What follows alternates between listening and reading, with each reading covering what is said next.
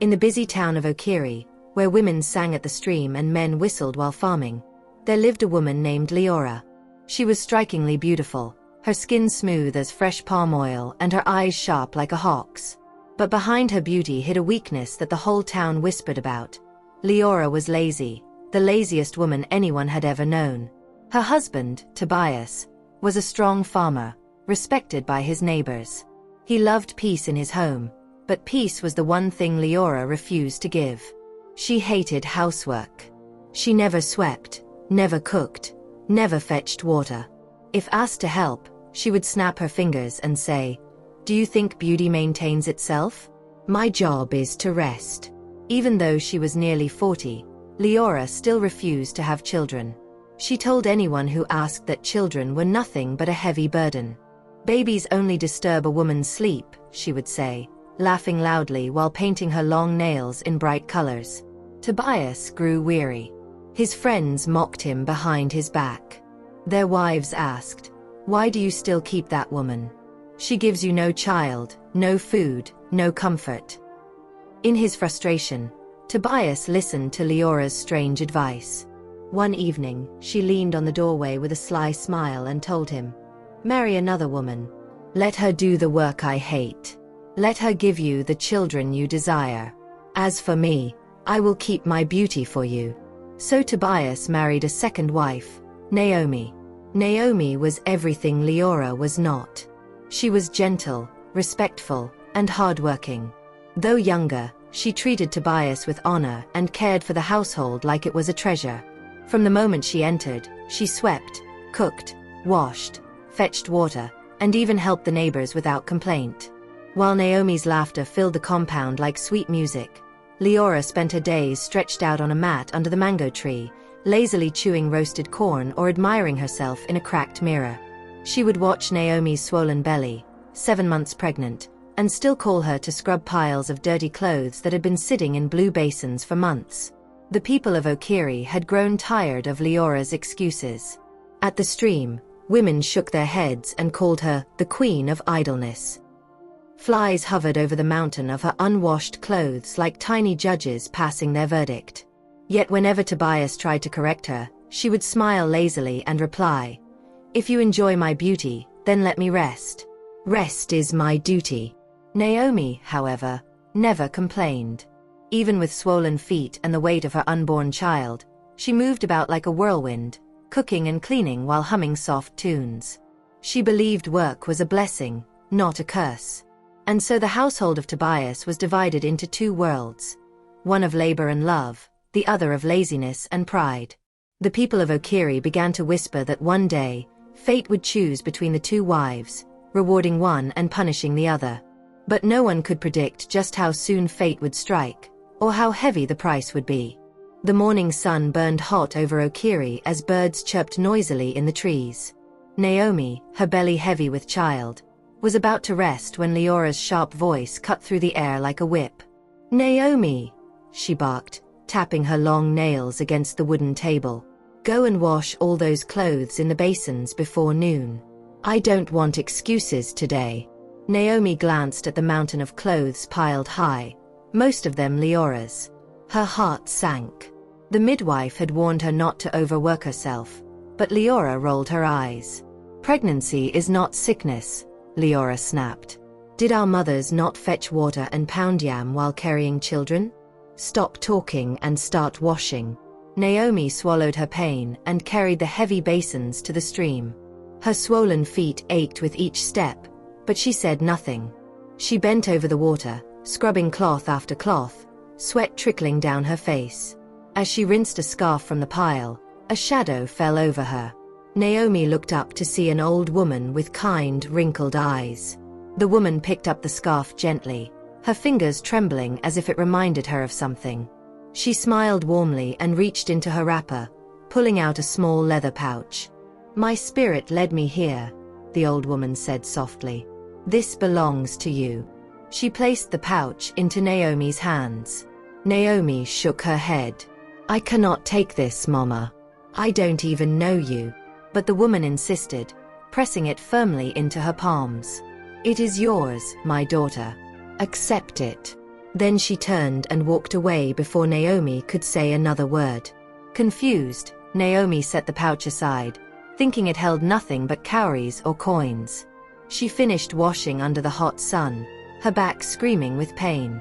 When she finally returned home, curiosity won.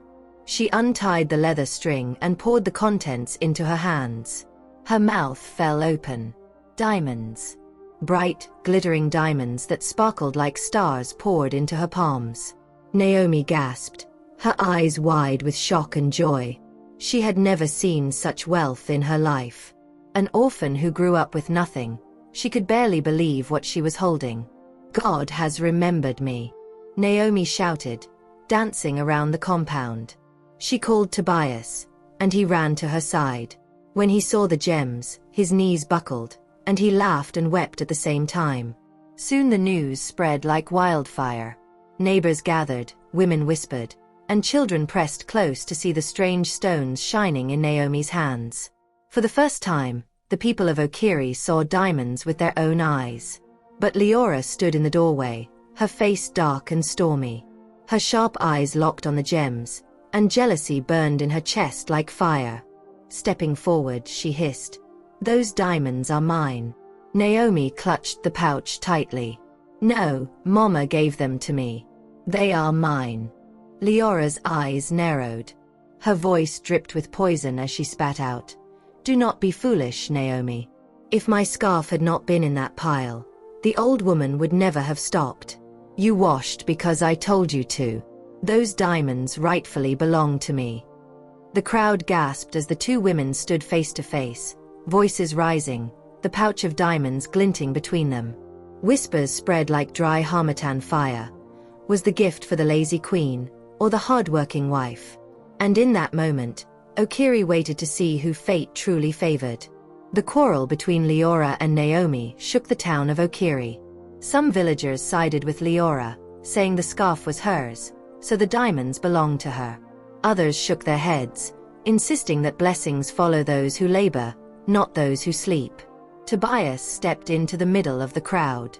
His voice was calm but firm. "Fate rewards the hands that work," he said. "If you had washed your own clothes, Liora, maybe the old woman would have given you the pouch. But you didn't." The blessing passed to Naomi, who labored. The people nodded in agreement, murmuring among themselves. Naomi clutched the diamonds to her chest as Liora's face flushed with humiliation. She stormed into her room, her heart boiling with anger. That night, Liora could not sleep. Jealousy ate her alive. The picture of Naomi's laughing face haunted her. She clenched her fists and swore, "I will get my own diamonds, even if it kills me." The next morning, Liora gathered all her dirty clothes into basins and carried them to the stream. She placed her scarf carefully on top, certain the old woman would see it and bless her too. She sat on a rock, waiting. Minutes turned into hours. Sweat trickled down her face as the sun beat down mercilessly.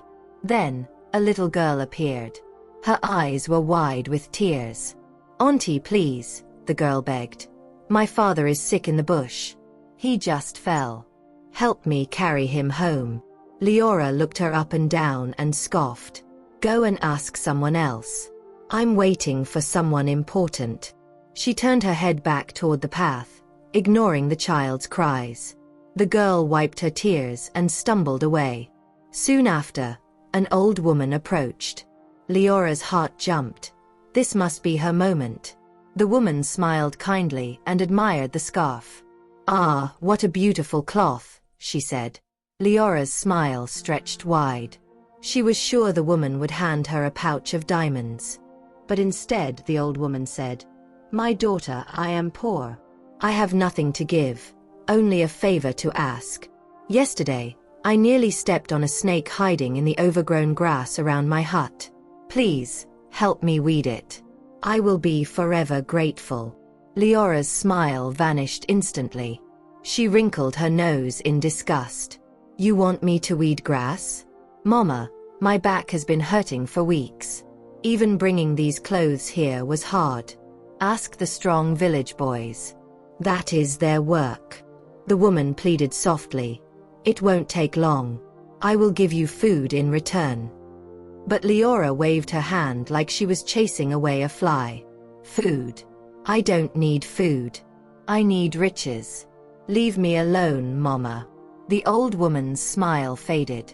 She nodded slowly and turned away, disappointment in her eyes. Just then, a small red pouch slipped from her hand. A diamond rolled out, glittering in the dust. Liora's heart raced. Greed blinded her. She snatched up a heavy stick, crept behind the old woman, and struck her on the head. The woman fell with a thud, unconscious. With trembling hands, Liora seized the pouch stuffed with diamonds. Her eyes shone with wild triumph. She quickly gathered her clothes and ran from the stream, her mind already rehearsing the lie she would tell. By the time she reached the compound, she was smiling sweetly. I too have been blessed, she announced loudly, lifting the pouch for all to see. The old woman has favored me as well. Gasps filled the air. Neighbors rushed to see, their eyes wide with wonder. They clapped, they prayed, they wished for such fortune to find them too.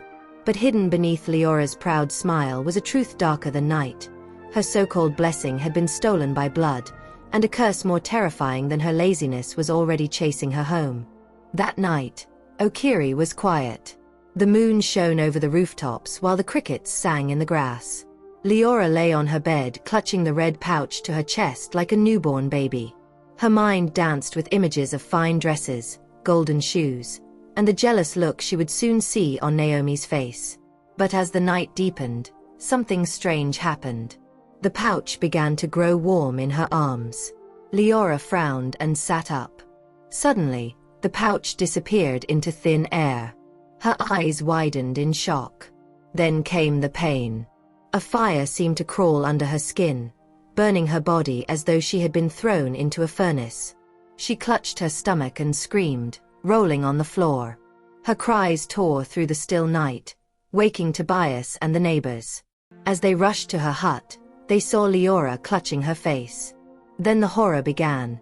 Diamonds, sparkling and sharp, tumbled from her eyes like tears. But the moment they hit the ground, they vanished into nothingness. The more she wept, the more diamonds poured from her eyes, but none remained. The fire in her body grew hotter whenever she tried to stop crying. It was as if invisible flames licked her skin, forcing her to wail louder. "Help me!" she screamed, her voice raw. "The diamonds! They are burning me!" By midday, the whole village had gathered outside her hut, peeping through the windows in fear. Whispers spread like wildfire. Some said she had angered the spirits. Others claimed she had stolen what was never hers. At last, trembling and broken, Liora confessed. She told them everything. The old woman, the pouch, and the blow she struck to steal the gems. Gasps of horror filled the air. Women covered their mouths, and children clung to their mothers' wrappers. The villagers ran to the bush to search for the old woman, but she was nowhere to be found. Tobias stood silently, shame written all over his face. Naomi, holding her swollen belly, shook her head in disbelief. "How far will jealousy drive a woman?" she whispered. The elders of Okiri gathered to decide Liora's punishment. Some shouted, "Stone her! She has brought a curse upon us." Others feared that killing her might bring an even greater curse. At last, Naomi spoke. Her voice was soft, yet steady. "Let her wash. Let her hands that have been idle know labor. She must wash the clothes of every widow in Okiri until the old woman comes forward to forgive her." The elders agreed. The verdict was passed. From that day, the Queen of Idleness became the servant of widows. Every morning, piles of clothes were brought to her. She dragged them to the stream, her body burning with invisible fire, diamonds still leaking from her eyes only to disappear the moment they touched her palms. Each day was torture. Each night was misery. But deep in her heart, Liora prayed for one thing, that the mysterious old woman would return and set her free. The people of Okiri watched in silence. Some pitied her. Others mocked her. But all agreed on one truth. Greed and laziness had chained Liora, and only true repentance could break her bonds. Weeks passed in Okiri, and Liora's suffering did not end. Every morning she carried heavy bundles of clothes to the stream. Her back ached, her skin burned with invisible fire, and diamonds kept falling from her eyes only to vanish into thin air. The Queen of Idleness had become the most pitiful sight in the village. Still, the old woman never returned. One cloudy evening, as Liora bent over the stream scrubbing clothes, an old man appeared.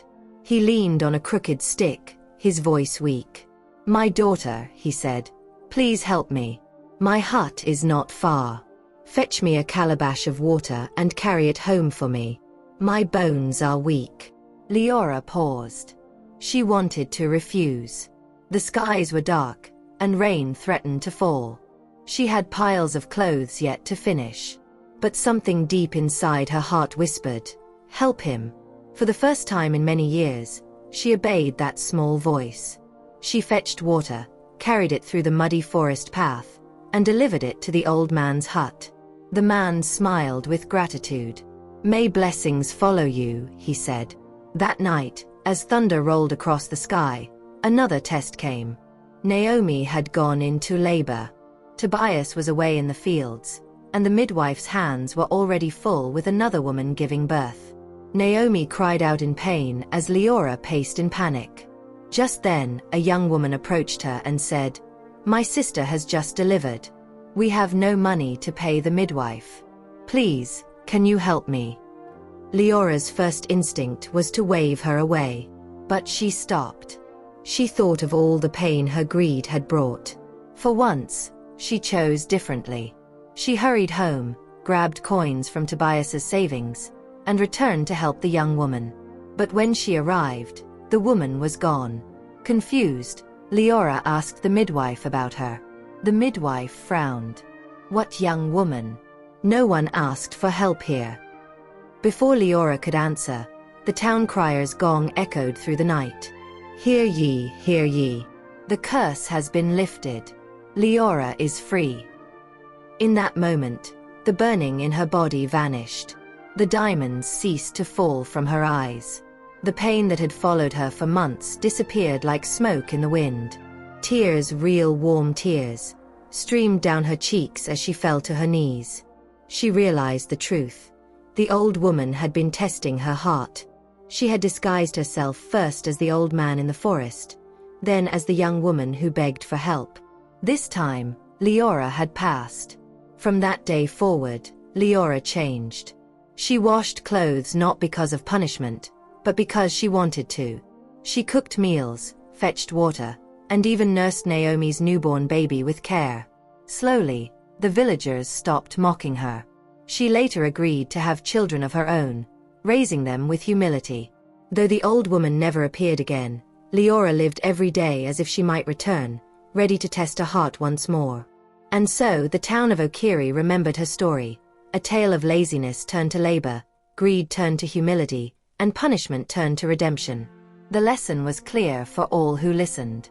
Kindness without expectation is the truest form of wealth. Greedy hands may grab treasures for a while, but only a compassionate heart holds blessings forever. Thanks for watching, and please don't forget to subscribe to my channel, and check out for other interesting stories on my page. See you in my next video.